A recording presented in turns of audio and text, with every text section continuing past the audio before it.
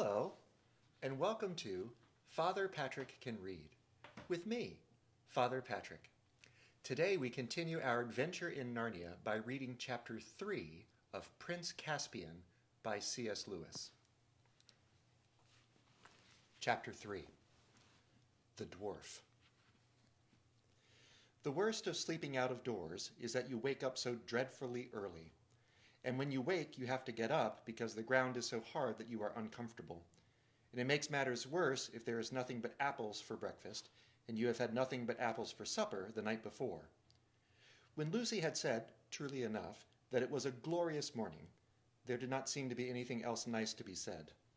Edmund said what everyone was feeling. We've simply got to get off this island. When they had drunk from the well and splashed their faces, they all went down the stream again to the shore and stared at the channel which divided them from the mainland. We'll have to swim, said Edmund. It would be all right for Sue, said Peter. Susan had won prizes for swimming at school. But I don't know about the rest of us. By the rest of us, he really meant Edmund, who couldn't yet do 2 links at the school baths, and Lucy, who could hardly swim at all. Anyway, said Susan, there may be currents.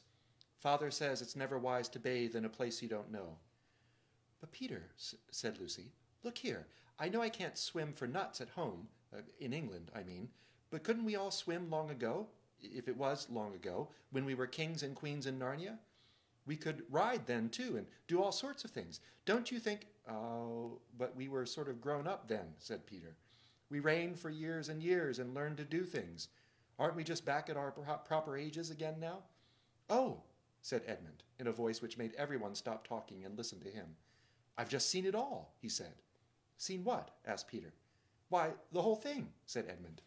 You know what we were puzzling about last night, that it was only a year ago since we left Narnia, but everything looks as if no one had lived in Cair Paravel for hundreds of years. Well, don't you see? You know that however long we seem to have lived in Narnia, when we got back through the wardrobe, it seemed to have taken no time at all. Go on, said Susan. I think I'm beginning to understand. And that means, continued Edmund, that once you're out of Narnia, you have no idea how Narnian time is going. Why shouldn't hundreds of years have gone past in Narnia, while only 1 year has passed for us in England? By Jove, Ed, said Peter, I believe you've got it. In that sense, it really was hundreds of years ago that we lived in Cair Paravel. And now we're coming back to Narnia just as if we were Crusaders or Anglo-Saxons or ancient Britons or someone coming back to modern England. How excited they'll be to see us, began Lucy. But at the same moment, everyone else said, hush, or look, for now something was happening. There was a wooded point on the mainland a little to their right, and they all felt sure that just beyond that point must be the mouth of the river. And now, round that point, there came into sight a boat. When it had cleared the point, it turned and began coming along the channel towards them. There were 2 people on board, one rowing, the other sitting in the stern and holding a bundle that twitched and moved as if it were alive. But these people seemed to be soldiers. They had steel caps on their heads and light shirts of chainmail. Their faces were bearded and hard.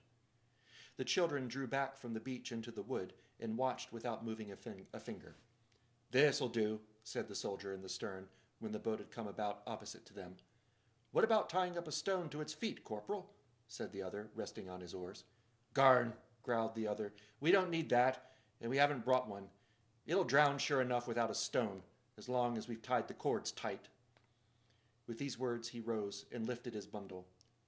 Peter now saw that it was really alive, and was in fact a dwarf, bound hand and foot, but struggling as hard as it could. Next moment he heard a twang just beside his ear, and all at once the soldier threw up his arms, dropping the dwarf in the bottom of the boat, and fell over into the water. He floundered away to the far bank, and Peter knew that Susan's arrow had struck on his helmet. He turned and saw that she was very pale, but was already fitting a second arrow to the string. But it was never used. As soon as he saw his companion fall, the other soldier, with a loud cry, jumped out of the boat on the far side, and he also floundered through the water, which was apparently just in his depth, and disappeared into the woods of the mainland. Quick, before she drifts, shouted Peter. He and Susan, fully dressed as they were, plunged in, and before the water was up to their shoulders, their hands were on the side of the boat. In a few seconds they had hauled her to the bank and lifted the dwarf out, and Edmund was busily engaged in cutting his bonds with the pocket knife. Peter's sword would have been sharper, but a sword is very inconvenient for this sort of work, because you can't hold it anywhere lower than the hilt. When at last the dwarf was free, it sat up, rubbed its arms and legs, and exclaimed, "Well, whatever they say, you don't feel like ghosts." Like most dwarves, he was very stocky and deep-chested. He would have been about 3 feet high if he had been standing up, and an immense beard and whiskers of coarse red hair left little of his face to be seen except a beak-like nose and twinkling black eyes. "Anyway," it continued, "ghosts or not, you've saved my life, and I'm extremely obliged to you." "But why should we be ghosts?" asked Lucy. "I've been told all my life," said the dwarf, "that these woods along the shore were as full of ghosts as they were of trees. That's what the story is. And that's why, when they want to get rid of anyone, they usually bring him down here, like they were doing with me, and say they'll leave him to the ghosts. But I always wondered if they didn't really drown him or cut their throats. I never quite believed in ghosts. But those 2 cowards you've just shot believed all right. They were more frightened of taking me to my death than I was of going." "Oh," said Susan, "so that's why they both ran away." "Huh? What's that?" said the dwarf. "They got away," said Edmund, "to the mainland." "I wasn't shooting to kill, you know," said Susan. She would not have liked anyone to think she could miss at such a short range. Said the dwarf. "That's not so good. They may mean trouble later on, unless they hold their tongues for their own sake."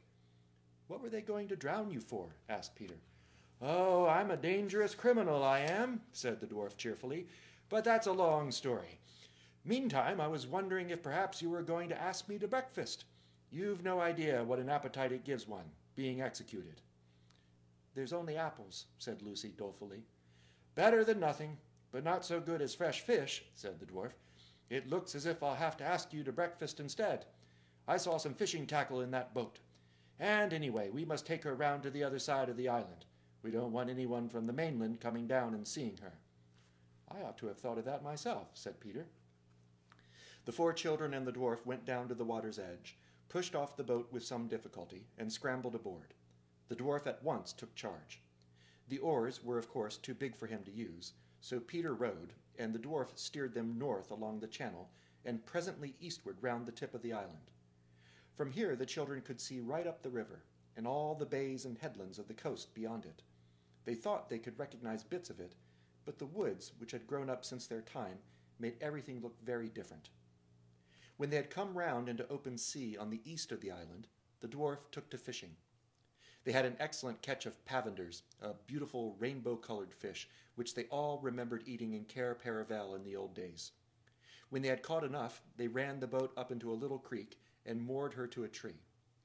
The dwarf, who was a most capable person, and indeed, though one meets bad dwarfs, I never heard of a dwarf who was a fool, cut the fish open, cleaned them, and said, "Now, what we need next is some firewood." "We've got some up at the castle," said Edmund. The dwarf gave a low whistle. "Beards and bedsteads," it said. "So there really is a castle after all." "It's only a ruin," said Lucy. The dwarf stared round at all 4 of them with a very curious expression on its face. "And who on earth—" it began, but then broke off and said, "No matter. Breakfast first. But one thing before we go. Can you lay your hand on your hearts and tell me I'm really alive? Are you sure I wasn't drowned and we're not all ghosts together?" When they had all reassured him, the next question was how to carry the fish. They had nothing to string them on and no basket. They had to use Edmund's hat in the end, because no one else had a hat. He would have made much more fuss about this if he had not by now been so ravenously hungry. At first, the dwarf did not seem very comfortable in the castle.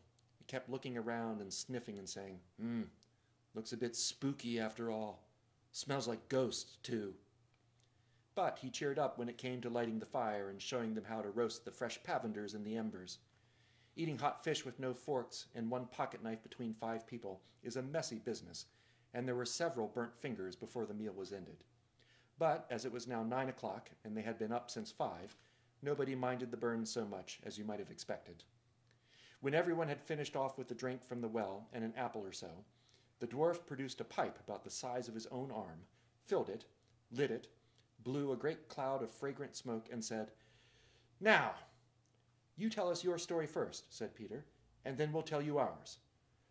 Well, said the dwarf, as you saved my life, it is only fair you should have your own way. But I hardly know where to begin. First of all, I am a messenger of King Caspian's. Who's he? Asked four voices all at once. Caspian the 10th, King of Narnia, and long may he reign, answered the dwarf. That is to say, he ought to be King of Narnia, and we hope he will be. At present, he is only king of us old Narnians. What do you mean by old Narnians, please? Asked Lucy. Why, that's us, said the dwarf. We're a kind of rebellion, I suppose. I see, said Peter. And Caspian is the chief old Narnian. Well, in a manner of speaking, said the dwarf, scratching his head. But he's really a new Narnian himself, a Telmarine, if you follow me. I don't, said Edmund. It's worse than the Wars of the Roses, said Lucy. Oh, dear, said the dwarf. I'm doing this very badly. Look here, I think I'll have to go right back to the beginning and tell you how Caspian grew up in his uncle's court and how he comes to be on our side at all. But it'll be a long story. All the better, said Lucy. We love stories. So the dwarf settled down and told his tale. I shall not give it to you in his words, putting in all the children's questions and interruptions, because it would take too long and be confusing, and even so it would leave out some points that the children only heard later. But the gist of the story, as they knew it in the end, was as follows.